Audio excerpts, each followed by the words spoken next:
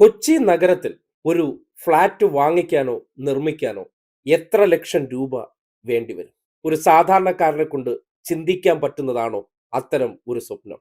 പ്രത്യേകിച്ച് പാവപ്പെട്ടവരായ നിത്യതൊഴിലെടുത്ത് ജീവിക്കുന്ന മനുഷ്യരെ സംബന്ധിക്കുന്നിടത്തോളം ഇല്ലല്ലോ. അവിടെയാണ് ഈ സർക്കാരിന്റെ കീഴിലുള്ള കൊച്ചി നഗരസഭ ദേ ആ കാണുന്ന 2 ഫ്ലാറ്റ് സമുച്ചയങ്ങൾ കണ്ടോ?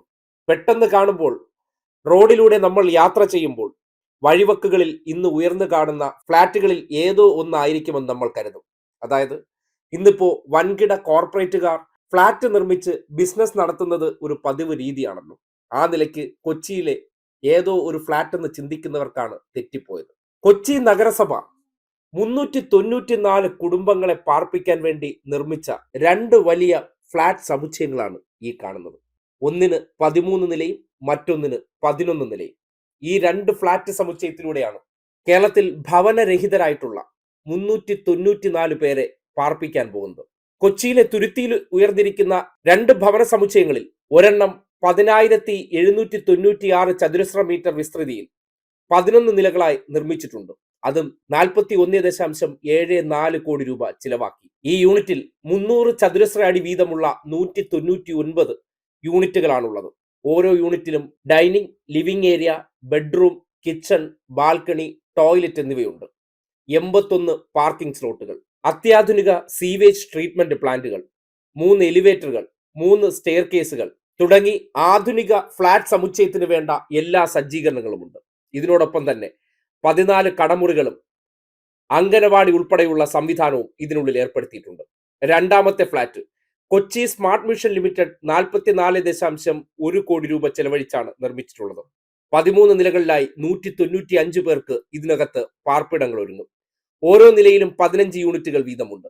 താഴത്തെ നിലയിൽ 18 കടമുറികളും പാർക്കിംഗ് സൗകര്യങ്ങളും. ഭൂരഹിതരും ഭവനരഹിതരുമായിട്ടുള്ള 394 കുടുംബങ്ങൾക്ക് കൂടിയാണ് ഈ സർക്കാരിന്റെ നേതൃത്വത്തിൽ അടച്ചുറപ്പുള്ള വീടൊരുങ്ങുന്നത്. അതിനെ സംബന്ധിച്ച് കൊച്ചി മേയറായിട്ടുള്ള അഡ്വക്കേറ്റ് എം അനിൽകുമാർ തന്നെ പങ്കുവച്ചൊരു വീഡിയോ ഉണ്ട്, നിങ്ങൾ കാണണം. എന്താണ് ഈ സർക്കാരിന്റെ ലക്ഷ്യമെന്നും ജനങ്ങൾക്ക് കൊടുക്കുന്ന വാക്കുകൾ എങ്ങനെയാണ് പാലിക്കപ്പെടുന്നതെന്നും ആ ദൃശ്യങ്ങൾ തെളിയിക്കും.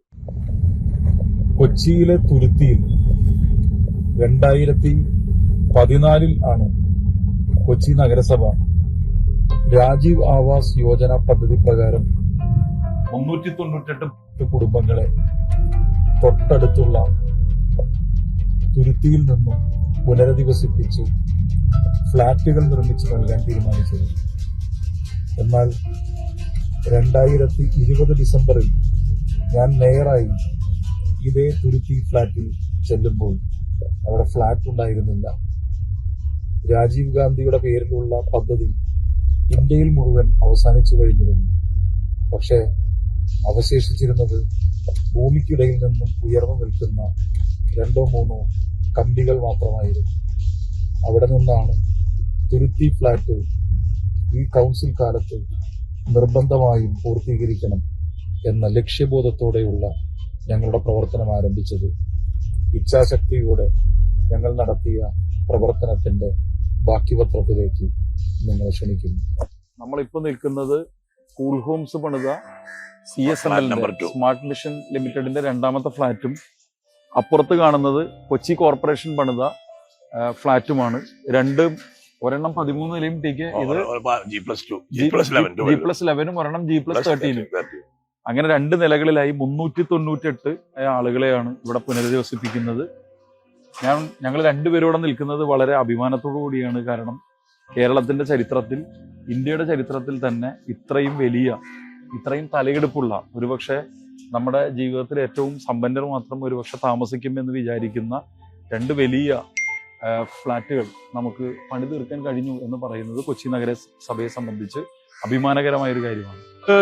ഈ ഫ്ലാറ്റിൽ 2 ഫ്ലാറ്റുകളിലും താമസിക്കുന്ന കുട്ടികൾക്ക് വേണ്ടിയിട്ടുള്ള വളരെ നല്ല മനോഹരമായ ഒരു അംഗൻവാടിയുടെ നിർമ്മാണമാണ് പൂർത്തീകരിച്ചിട്ടുള്ളത്. അപ്പോൾ നമ്മുടെ ഈ 2 ഫ്ലാറ്റുകളിലുമായി താമസിക്കുന്നവരുടെ കുട്ടികൾക്ക് ഉള്ള ഒരു അംഗൻവാടി, താഴെ മുഴുവൻ കടമുറികൾ. ഈ കടമുറികളിൽ നിന്നുള്ള വരുമാനം കൊണ്ട് തന്നെ ഈ ഫ്ലാറ്റിന്റെ മറ്റു പ്രവർത്തനങ്ങൾ നടത്താൻ നമുക്ക് കഴിയണം എന്നുള്ളതാണ് നമ്മൾ കരുതുന്നത്. നമ്മൾ ഈ ലിഫ്റ്റിന്റെ ഉയരങ്ങളിലേക്ക് പോകുമ്പോൾ, കെട്ടിടത്തിന്റെ ഉയരങ്ങളിലേക്ക് ലിഫ്റ്റിൽ പോകുമ്പോൾ ഞാൻ ആലോചിക്കുന്നത് ഇതിന്റെ ഏറ്റവും അടിസ്ഥാനപരമായ കാര്യമാണ്. ഞാൻ മേയറായതിനു ശേഷം എൻ്റെ ഗൗൺ അഴിച്ചു വെച്ച് ആദ്യമായി ഞാനും ബഹുമാനായ health committee chairman Shri T K അഷ്റഫും ആദ്യം വരുന്നത് ഇവിടെയാണ്. അന്ന് ഏറ്റവും ആദ്യത്തെ കാര്യം ഈ ഭവനരഹിതർക്കുള്ള 398 ഭവനരഹിതർക്കുള്ള ഈ 2 ഫ്ളാറ്റുകളുടെയും നിർമ്മാണം പൂർത്തീകരിക്കണം എന്നായിരുന്നു ഞങ്ങളുടെ രണ്ടുപേരുടെയും ആഗ്രഹം. ഇപ്പൊ നമ്മൾ ഈ പുതിയ 13ാം നിലയിലേക്ക് കയറുമ്പോൾ ഞങ്ങൾക്ക് ഏറ്റവും അഭിമാനകരമായ കാര്യം, ഞങ്ങൾ ആ 13 നിലയും പൂർത്തീകരിച്ച് 13ാമത്തെ നിലയിലുള്ള ഒരു വീട്ടിലേക്കാണ് കയറുന്നത് എന്നതാണ് ഇതിന്റെ ഏറ്റവും പ്രധാനപ്പെട്ട പ്രത്യേകത. ഇപ്പൊ ഈ കാണുന്നതെല്ലാം ഇതിന്റെ കൊറിഡോറാണ്. സാധാരണഗതിയിൽ നമ്മളൊരു വലിയ കമേഴ്ഷ്യൽ ഫ്ലാറ്റിൽ കാണുന്നത് പോലെ തന്നെയുള്ള വളരെ വിപുലമായ സൗകര്യങ്ങളോടുള്ള ഒരു കൊറിഡോർ. കാണിക്കുന്ന ദൃശ്യം എന്ന് പറയുന്നത് കൊച്ചിയിൽ നിങ്ങൾ ഒരുപക്ഷെ ജീവിതത്തിൽ കാണാൻ ആഗ്രഹിക്കുന്ന എല്ലാ ദൃശ്യങ്ങളും കാണാം. ഇതാ കാണുന്നതാണ് വല്ലാർപാടം കണ്ടെയ്നർ ടെർമിനൽ. അതിന്റെ ഏറ്റവും പ്രധാനപ്പെട്ട 2 വലിയ ലിഫ്റ്റുകൾ, അതിന്റെ ഏറ്റവും പ്രധാനപ്പെട്ട അതിന്റെ കാർഗോ റിമൂവ് ചെയ്യുന്ന പടുകൂറ്റൻ യന്ത്രങ്ങളാണ് നമ്മുടെ മുമ്പിൽ കാണുന്നത്. വല്ലാർപാടം ബസിലിക്ക ഏറ്റവും പ്രധാനപ്പെട്ട ഏഷ്യയിലെ തന്നെ ലത്തീൻ സമുദായത്തിന്റെ ഏറ്റവും വലിയ തീർത്ഥാടന കേന്ദ്രമാണ്. ഫോർട്ട് കൊച്ചിയുടെ മനോഹരമായ പച്ചപ്പ്, തൊട്ടിപ്പുറത്ത് കാണുന്ന ഫോർട്ട് കൊച്ചി ആശുപത്രി ഞങ്ങളുടെ ഏറ്റവും പ്രധാനപ്പെട്ട ഒരു മാതൃക ആശുപത്രിയാണ്. ഈ കനാല്, ഇത് കൽവത്തി രാമേശ്വരം കനാലിന്റെ ഈ കൽവത്തി ഭാഗത്തെ കനാല്, നിങ്ങൾ ഈ താഴെ കാണുന്ന കനാല്, ഈ കനാലിന്റെ പ്രത്യേകത, ഈ കനാല് സത്യത്തിൽ 2 രാജ്യങ്ങളുടെ അതിർത്തിയായിരുന്നു എന്നത് വളരെ പ്രധാനപ്പെട്ട കാര്യമാണ്. വിദേശികളെ മുഴുവനും കൊച്ചിയിലേക്ക് ആകർഷിച്ച കടലാണ് നമ്മൾ അവിടെ നിന്ന് കാണുന്നത്. ഫ്ലാറ്റിലുള്ള മുറികൾ ഇങ്ങനെയാണ്. ഇതായിരിക്കും ഈ ഫ്ലാറ്റിന്റെ ഒരു കിച്ചൺ എന്ന് പറയുന്നത്. ബെഡ്റൂം എന്ന് പറയുന്നത് ഇതാണ്. ഇപ്പൊ ഞാനാണ് ഇവിടെ വന്ന് കിടക്കുന്നതെങ്കിൽ സ്വാഭാവികമായിട്ട് നമുക്ക് ഉറങ്ങാൻ തന്നെ തോന്നില്ല. കാരണം ഈ കാഴ്ചകൾ ഒരിക്കലും അവസാനിക്കാത്ത കടലിലേക്കുള്ള കാഴ്ചകളാണ്. അതുപോലെ തന്നെ നമ്മുടെ ബാത്റൂമും സൗകര്യങ്ങളും ഒക്കെ കഴിയുന്നത്ര ഏറ്റവും മനോഹരമായി തന്നെയാണ് നമ്മൾ നിർമ്മിച്ചിട്ടുള്ളത്. ഇതാണ് നമ്മുടെ ടോയ്ലറ്റ്. ഇത് അവരുടെ ഒരു ലിവിങ് കം കാര്യങ്ങൾക്ക് എല്ലാത്തിനും വേണ്ടി ഉപയോഗിക്കാൻ കഴിയുന്ന വളരെ ചെറിയ ഒരു ഫ്ലാറ്റ് ആണെങ്കിൽ പോലും അവർക്ക് വളരെ തൃപ്തികരമായ ഒരു വാസഗൃഹം തന്നെയാണ് ഞങ്ങൾ ഒരുക്കിയിട്ടുള്ളത്. ആദരണീയനായ മുഖ്യമന്ത്രി ഈ ഫ്ലാറ്റുകൾ നമ്മുടെ ഭവനരഹിതരായ 398 പേർക്കും തുറന്നു കൊടുക്കും. ആ തുറന്നു കൊടുക്കുന്ന ചടങ്ങിലേക്ക് കൊച്ചിയിലെ മുഴുവൻ പേരെയും ക്ഷണിക്കുന്നു.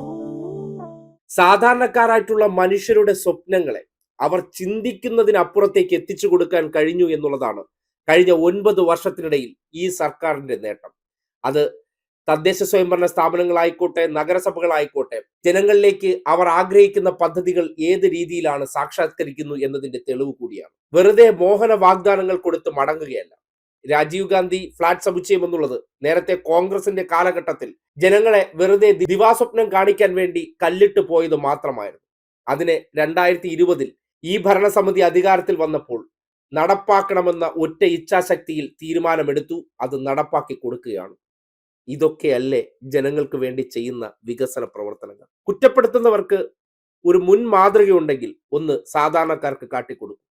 ഒന്നിനും മുൻ മാതൃകയില്ല. കേരളം വേറൊരു സഞ്ചാര പഥത്തിലൂടെയാണ് ഈ 9 വർഷം കടന്നുപോയത്. അതുകൊണ്ടാണ് ഇങ്ങനെയുള്ള സ്വപ്നസമാനമായ നേട്ടങ്ങളിലേക്ക് ഈ ഗവൺമെന്റ് ചെന്നെത്തിയിരിക്കുന്നതും 394 കുടുംബങ്ങളുടെ ജീവിതാഭിലാഷം നിറവേറ്റി കൊടുക്കുന്നതും. ഇതിലും കുറ്റം കണ്ടെത്തുന്നവർ കാണും. പക്ഷേ പറഞ്ഞ വാക്ക് അത് കാലാവധി പൂർത്തീകരിക്കുന്നതിന് മുന്നേ നിറവേറ്റി കൊടുത്തു. അതാണ് ഈ സർക്കാരിന്റെ മുഖമുദ്ര. അതുമാത്രമാണ്. ചെയ്യുന്നതേ പറയൂ, പറയുന്നതേ ചെയ്യൂ.